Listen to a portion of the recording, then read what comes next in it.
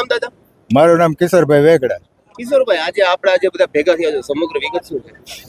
એમાં વિગતમાં એવું છે કે આ અમારો પ્લોટ એમ કે આજુબાજુના ફ્લેટ વચ્ચેનો એમ કે પીપી એટલે કે પબ્લિક પર્પઝ માટેનો એમ કે હતો, અને આ પબ્લિક પર્પઝમાંથી એમ કે શ્રમ બસેરાની અંદર એમ કે ફેરવી નાખ્યો. હા, એવી અમને જાણકારી કોર્પોરેશનમાં એમ કે તપાસ કરતા મળી એમ કે, અને કોર્પોરેશને શું કીધું કે હવે અમારી અંડરમાં એમ કે નથી, આખું એમ કે શ્રમ રોજગારની અંદર વહી ગયું છે હું અમારી પાસેથી એમ કે. એટલે હવે હા હેતુ ફેર એમ કે કર્યો તો ક્યાં આધારે કર્યો, અને અમારી માગણી એવી છે કે આ પીપી એટલે કે પબ્લિક પર્પઝ માટેનો છે, તો પબ્લિક પર્પઝ માટે એમ કે રહેવા દો. એની અંદર એમ કે તમે એમ કે કરો તો આરોગ્ય કેન્દ્ર કરો, આંગણવાડી કરો, અથવા તો એમ કે કોમ્યુનિટી હોલ કરો, લાઇબ્રેરી કરો. એવી અમારી એમ કે બધાની એમ કે સમગ્ર આજુબાજુના એમ કે આજુબાજુમાં કેટલા રહેવાસીઓ રહેતા? રહેવાસીઓ ઓછામાં ઓછા એમ કે હા, રહેવાસીઓ આજુબાજુમાં એમ કે અમારા ફ્લેટની આજુબાજુ એમ કે 600 થી 700 ફ્લેટ છે. આ તમારી માંગ સ્વીકારવા મને આવ્યો તો તમે શું કરશો આગળ? તો અમે ગાંધી ચિંધ્યા માર્ગે એમ કે લડત કરશું એમ કે.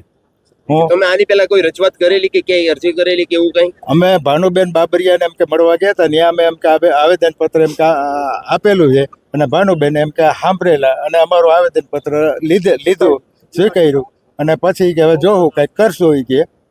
હું એની ભાષામાં એને એમ કે વાત કરી એમ કે, અને કોર્પોરેશનની અંદર તપાસ કરવા ગયા એટલે એને તો બધા હાથ ઊંચા કરી લીધા કે હવે અમારી અંદરમાં આ કંઈ આવતું નથી, તમારે જેને રજૂઆત કરવી હોય શ્રમ રોજગારમાં કરો એ કે. મારું નામ નયન દદાણીયા. નયનભાઈ, આજે આપણા ભેગા થયા તો શું છે સમગ્ર વિગત?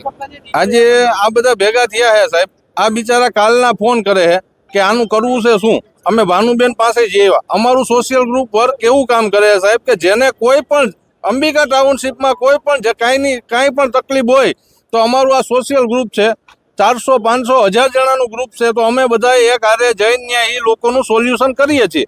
આવા અમે કામ કરીએ છીએ. અમારે કોઈ પક્ષ હારે કાંઈ લેવા દેવા નથી. ભાજપ, કોંગ્રેસ, આમ આદમી પાર્ટી કે કોઈ હારે કાંઈ એવો કાંઈ નિસ્બત કે સંબંધ છે નહીં. એટલા માટે અમે આ લોકો કોર્પોરેટર સાહેબને વાત કરેલી છે કે તમે અહીંયા આવો સાહેબ. તો લીલુબેન જાદવ હમણાં આવવાના છે, અહીં કંઈક ખાતમુહૂર્ત છે, ત્યાં ગયેલા છે. એમ કીધું હતું કે ભાઈ અમે આવીએ છીએ. એ હે જમીનભાઈ ઠક્કર છે, સ્ટેડિયમ કમિટીના ચેરમેન. એ લોકો અહીંયા કંઈક મુહૂર્ત કરવા આવે છે. એ મુહૂર્ત જોવા કરતા આ મુહૂર્ત જોવો સાહેબ. આ 3000 પબ્લિકનો ઇસ્યુ છે, તો આ મુહૂર્ત કેમ નથી જોતા? 3000 જણાનો પબ્લિકનો ઇસ્યુ છે, તો એ પેલા જોવું જોઈએ ને એ લોકોને.